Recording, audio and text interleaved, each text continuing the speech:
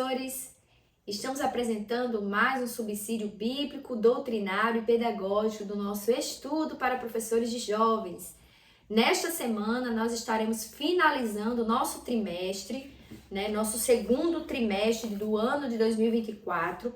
Nossa lição é a do número 13, que tem por título A Realidade Bíblica de uma Fé que Faz a Diferença. Nós estudamos ao longo desse trimestre, desses 3 meses, o tema sobre o padrão bíblico para a vida cristã.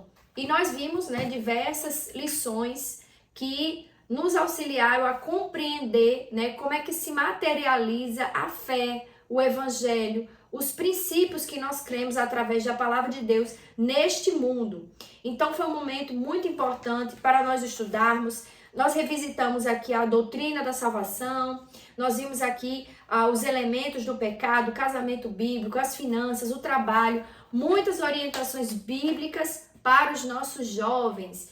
E neste momento nós estamos finalizando o nosso trimestre, nós pedimos aos nossos professores que façam aquele apanhado da lição, aquele resumão, para que os alunos venham a resgatar aquelas lições que foram aprendidas ao longo desses meses.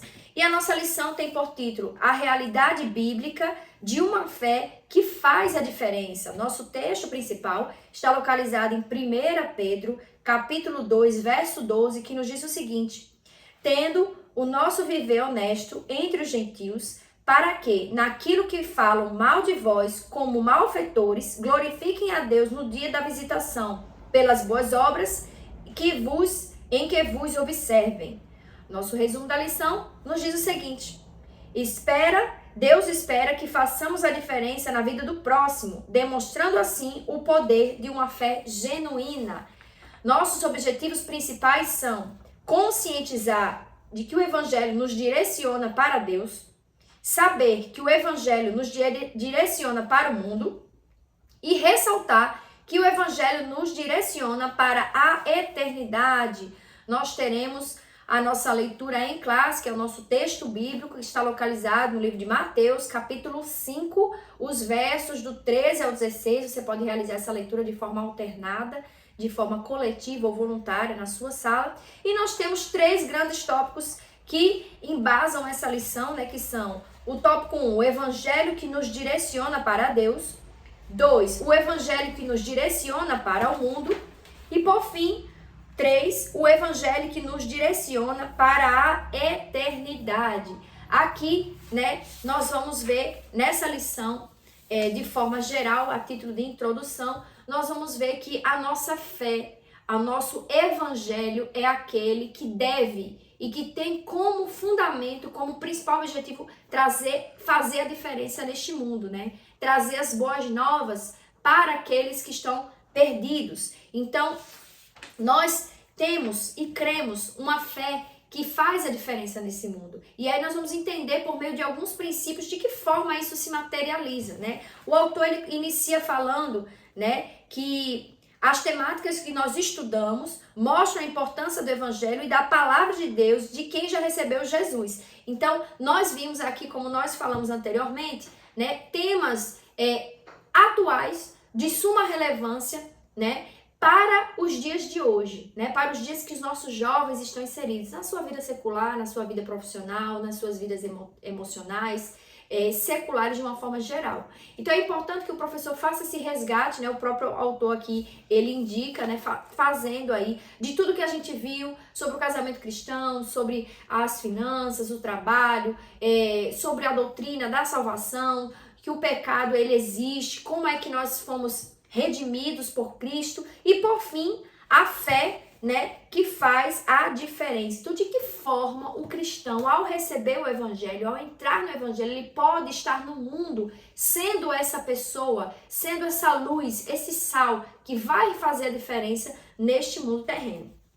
E aí no tópico 1, o autor inicia, apresentando o evangelho nos direciona para Deus. Então, o evangelho, ele traz uma direção a nós, o que ele pergunta, o que o evangelho faz em relação a nós e ao Deus que nos criou. Aí nos subtópicos ele vai responder, direciona a nossa fé, nós temos paz com Deus E nós temos a boa notícia, que são as boas novas do Evangelho. Então, no primeiro subtópico, ele vai direcionar nossa fé. E aí o autor começa a discutir alguns conceitos teológicos, né? Como, por exemplo, a fé natural do homem, né? Nós sabemos que existe a fé, nós já estudamos isso aqui, né? E aí é importante você resgatar para os seus alunos os conceitos de fé. A fé como dom, a fé como fruto, né? A fé enquanto natural do homem, a fé salvífica, essa fé que o homem tem a necessidade, vai explicar que essa fé aqui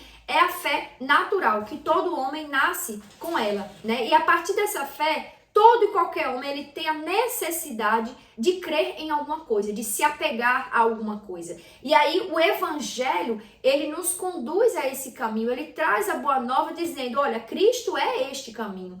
Cristo é aquele que vai resgatar a sua alma, que vai salvar a sua alma, e nós precisamos ter fé. E aí no livro de Hebreus, capítulo 11, verso 6, ele vai nos dizer assim, né?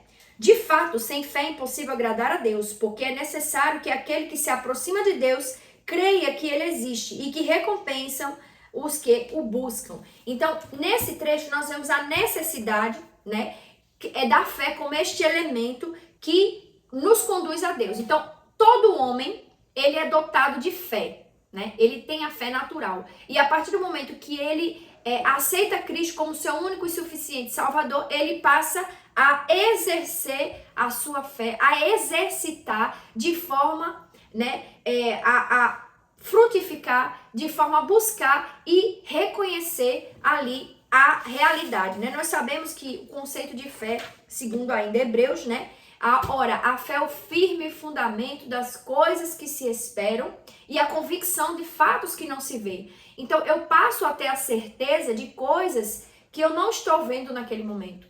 E, por exemplo, a salvação é uma delas.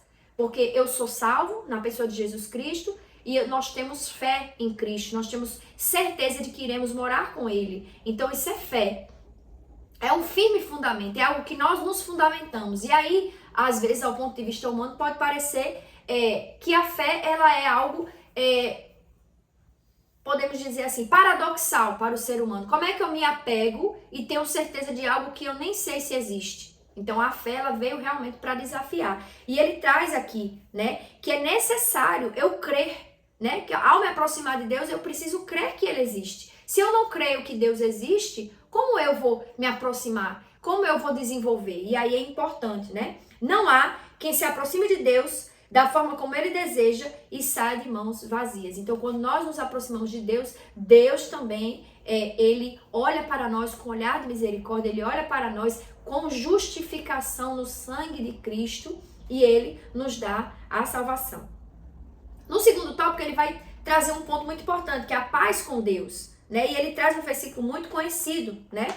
Que ele diz aqui que nós temos paz com Deus, né? Ele diz, justificados, pois, pela fé, temos paz com Deus por meio do nosso Senhor Salvador Jesus Cristo, segundo escreveu o apóstolo Paulo, né, no livro de Romanos. E nós temos paz com Deus. A paz que nós temos, ela é trazida pelo Evangelho, né? E aí nós sabemos que pela queda, né, do homem, entrou o pecado no mundo e houve um rompimento desse relacionamento. Mas a partir da nossa relação, né, de salvação, de aceitação da pessoa, do sacrifício da pessoa de Jesus Cristo, nós passamos a ter paz. Por quê? Porque nós somos justificados pela fé, temos paz com Deus. A justificação pode ser ou seja, ser declarado livre de qualquer culpa. Então, essa paz nós não estamos mais em guerra com Deus, porque nós somos justificados. Quando Deus olha do céu para nós, Ele passa a olhar, se Ele olhar para nós com o olhar da sua santidade, nós seríamos fulminados. Mas quando Ele olha para nós e vê o sangue de Cristo, que foi derramado na cruz para nos salvar, e nós estamos acobertados por esse sangue, nós compreendemos que Deus olha para nós e justifica. Então diz que Deus é justo e olha para nós com esse olhar, e Ele lembra, meu filho fez um sacrifício por esta humanidade, e por isso eu não vou condená-los, mas sim justificá-los. Está resolvido, está justificado. É importante que o professor traga esse ponto para seus alunos, para que eles reflitam, porque são questões teológicas profundas, né? Que os nossos jovens precisam compreender para poder responder esse questionamento, que é um questionamento também bem secular, né? Qual é a razão da vossa fé? Inclusive já foi tema de discussão aqui, a razão da nossa fé, né? Então, é importante que o professor traga esta análise e nós indicamos, né, que o professor busque trazer esse panorama, esses elementos para embasar essa fala aqui neste primeiro tópico. No nosso segundo tópico, nós temos o Evangelho nos direciona para o mundo. Então, primeiro resgatando, nós temos um relacionamento com Deus, ele nos direciona para Deus, e depois o Evangelho, ele é a nível horizontal, vertical com Deus, horizontal com o mundo. Então, a partir do momento que nós aceitamos a Cristo como nosso único e suficiente Salvador, nós não saímos do mundo, porque Deus diz, não peço que os tire, Jesus disse, eu não peço que os tires do mundo. Então, o que acontecia? Nós aceitamos a Cristo, mas nós continuamos vivendo neste mundo. Então, o Evangelho ele também nos direciona à nossa vivência aqui na Terra. Vejam só. E aí ele começa a dizer sal e luz, né? E nós temos um versículo muito conhecido no livro de Mateus, vós sois o sal da terra e a luz do mundo. E se o sal não salgar, para nada mais presta a não ser para ser jogado fora e pisado pelos homens. Então, é muito importante, né, resgatar esse conceito de sal e luz. Qual era a função do sal? E aqui ele traz muito bem, né? A preservação dos alimentos. O sal também era moeda de pagamento, né? Por isso que vem a palavra salário, porque vem da palavra sal.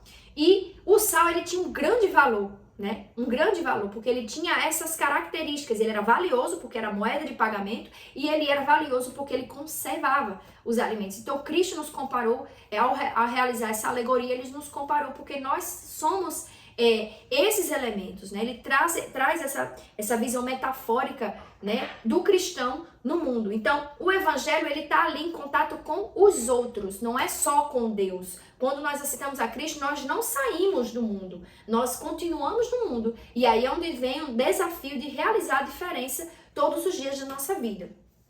Depois, ele vai falar sobre as relações familiares, né? Que o Evangelho faz a diferença na família. E aí é muito importante nós reconhecermos porque o núcleo da família é quem compõe a igreja. A igreja, ela é composta por famílias. E as famílias precisam ser estruturadas para que uma igreja seja estruturada. Nós sabemos que a grande igreja de Cristo, né? As portas do inferno não prevalecerão contra ela. Mas, enquanto igreja que somos, nós precisamos ensinar, né, os nossos filhos e os nossos netos e os nossos descendentes a crerem na palavra de Deus. Já no Antigo Testamento, Deus dizia para o povo, né? Anote aí, ó, e dirás essas palavras aos teus filhos, ao acordar, ao dormir, ao levantar, andando no caminho, sentado, prega na parede, na testa, e terá por sinal.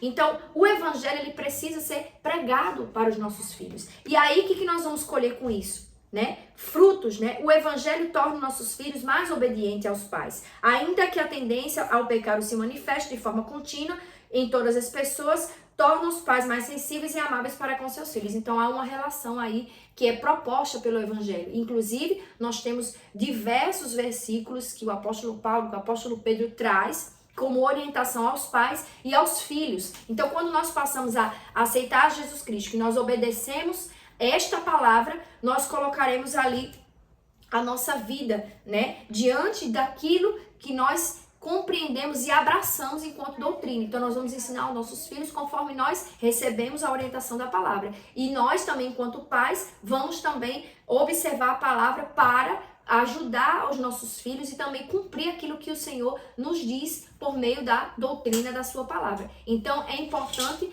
trazer isso, porque os jovens, eles irão formar famílias, né? E eles precisam ter esse embasamento e entender que a família é a célula máter, né, da sociedade. Então, é importante que traga ali esses conceitos para que eles venham guardá-los e usá-los em tempo oportuno, para que quando formarem suas famílias também tenham esses valores intrínsecos, esses valores de forma peculiares para transmitir de geração em geração. E por fim, ele vai fechar aqui o comentário, né? Ele vai trazer a questão do meio ambiente, né? E é muito importante porque é uma causa bem atual, bem difícil, né? Nós temos vivido dias difíceis, de alagamentos, de descompensação da terra, né? Muita chuva ou muito sol, ou a vegetação, os animais em extinção. Então é importante que quando nós também temos o Evangelho, nós temos uma visão bíblica de preservação do meio ambiente. E ele diz, a fé, ao chegar à vida de uma pessoa, traz a percepção de que ela deve ter respeito pela criação de Deus. E aí fazer alusão, né? Importante o professor fazer alusão a esse cuidado, né? Que nós temos, nós devemos ter com os animais, com a vegetação, né? A gente deve cuidar e preservar aquilo que Deus criou. É o nosso dever também enquanto cristão. Ter zelo. Lembremos de Adão, né? Que a sua função inicial no Jardim do Éden era exatamente preservar tudo aquilo que Deus havia criado. Então Adão foi colocado no Jardim do Éden para cuidar, né, daquilo que Deus tinha produzido durante os 6 dias, né, da sua criação. E aí nós também temos responsabilidade pelas nossas obras a partir do momento que nós compreendemos e nós entramos no Evangelho, e o Evangelho passa a fazer parte das nossas vidas, né? Então é importante trazer esse ponto de destaque e falar aos seus alunos para que eles tenham cuidado, né? E agora no nosso tópico 3, o Evangelho nos direciona para a eternidade. É um tema muito importante e que deve ser resgatado sempre por nós professores aos nossos alunos. Por quê? Porque com a vida materialista e imediatista que nós estamos vivendo, com essas tendências que nós temos, né? Primeiro, carnais e segundo os filosóficos, né? Filosóficos sociais aqui presentes neste momento, por vezes se perde o fio condutor da eternidade. E aqui a lição nos ajuda a resgatar. Ele diz, né? A eternidade em nosso coração. E ele diz, o ser humano não é um monte de conjunto de elemento químico acumulado. Ele foi criado por Deus e a humanidade tem dentro de si o desejo de não passar pela morte. Então, quando Deus criou o homem, você pode resgatar isso para os seus alunos. Ele não criou o homem com a intenção de que ele morresse. O homem seria eterno. Mas, a partir da entrada do pecado no mundo, por meio da desobediência, o homem sofreu, né, uma interrupção na sua eternidade. Então ele passou a morrer. Essa morte foi a 2 níveis, espiritual e corporal, física, né? E aí, quando Cristo veio e fez o sacrifício por nós, ele nos garantiu a vida eterna com ele, né? Porque a vida eterna espiritual, ela existe. A vida eterna é real, ela existe. Mas, com Cristo, nós temos aí a salvação garantida. Mas sem Cristo, nós sabemos que o homem não tem a salvação, ele não tem como garantir essa vida eterna feliz, né? E aí é importante que ele diz, né? A verdade é que a eternidade está em nosso coração. Então, é normal, nós não queremos morrer, nós não queremos estar ali, né? Mas nós sabemos que um dia nós estaremos com Cristo. E é importante resgatar isso, né? Nós temos a eternidade aqui, nós não queremos partir dessa terra. Ninguém quer morrer, mas nós sabemos que precisamos estar atentos às nossas obras, porque nós sabemos que um dia nós prestaremos conta a Deus e nós continuaremos na eternidade, não no corpo terreno, mas no corpo espiritual. E aí é importante que os alunos tenham essa consciência para que eles possam refletir, né? E aí no subtópico 2 ele diz, não estaremos sozinhos, né? Que ele diz que no decorrer da nossa cultura, como nós estudamos, né? Muitas pessoas foram alcançadas, né? E o apóstolo Pedro mencionou que havia irmãos em todo o mundo que estavam sendo afligidos pelos ataques do diabo. O evangelho não ficou só em Jerusalém, ultrapassou as barreiras. E aí aqui é um ponto importante para nós trazermos para os nossos alunos, que é o contexto das missões, né? Nós sabemos que fomos resgatados por Cristo, nós temos a eternidade em nosso coração e nós não estamos sozinhos, porque nós temos irmãos em todo o mundo que podem muitas vezes não estar na nossa situação, né, de liberdade cristã, e sim de aprisionamento, de morte por não negar a Cristo, sendo perseguido, que nós sabemos, nós conhecemos a igreja perseguida, alguns países que não toleram, né, a pregação do evangelho, não existe templo para frequentar. ele se reúne de forma rápida em alguma casa, traz ali uma palavra, um versículo. Não existe Bíblia completa, né? São trechos que são entregues aos irmãos para que eles venham ali ter um pouquinho da palavra de Deus. Então é importante também trazer esse conceito, né? Essa questão para os nossos alunos, para que eles venham reconhecer também a importância das missões. Não só a importância de entendermos, compreendermos, né? E também a importância de orarmos por essas pessoas que estão ali, principalmente pelos nossos missionários que estão, né, pregando o evangelho nesses países tão difíceis. Então, nesse trecho aqui, é importante resgatar a importância das missões. E aí você pode trazer essa dica, né, para a sua aula aqui, esse subsídio bíblico e incluindo até uma oração por esses missionários ao final da lição. Agora o nosso momento EBD. Caro professor, você já realizou o momento EBD na sua congregação? A nossa nova lição está chegando e é importante que você peça alguns minutos para o seu dirigente para que você possa divulgar a nova lição ao mesmo tempo que convidar os alunos, os jovens a participarem da nossa EBD. Nós estamos entrando no nosso terceiro trimestre e é muito importante. Traga a lição, se você já tiver a lição em mãos, você leve, mostre para eles a nova lição que fala sobre o profeta Daniel, sobre algumas questões escatológicas, né, para os dias de hoje também. Então, é uma motivação, faça aquele convite especial e convide para participar da EBD. Não deixe de realizar o momento EBD. E agora, finalizando o nosso vídeo, né, nossas dicas pedagógicas, né? Nós temos aqui na nossa página 91 uma dica que eu achei muito legal, porque é uma abordagem bem simples, mas que o professor pode realizar em sala, né, que o nosso comentarista traz aqui, né? Ele indica nessa orientação pedagógica que converse com os alunos explicando a diferença que o cristão pode fazer na sociedade em que está inserido. E aí depois ele solicitar aos alunos que relacionem o que a classe poderia fazer para ajudar a fazer a diferença na vida daqueles que estão precisando de ajuda material e espiritual. E aí, posteriormente, o professor sistematizaria essas falas, né? Ou no quadro, em uma folha, uma cartolina, para que os alunos vejam ali o fruto das suas atividades, né? E aí, qual é a nossa dica? A nossa dica é bem nessa linha também, porque eu achei muito importante trazer essa diferença, né, que nós cristãos fazemos nesse mundo. E aí, qual é a minha sugestão? Atrelado a essa, né, o professor dividiria a turma em grupos. Então, digamos que sua turma possa fazer ou dupla, se sua turma for pequena, ou em grupos de 3. Você separaria assim 2, 3 grupos e cada grupo ficaria com um âmbito social.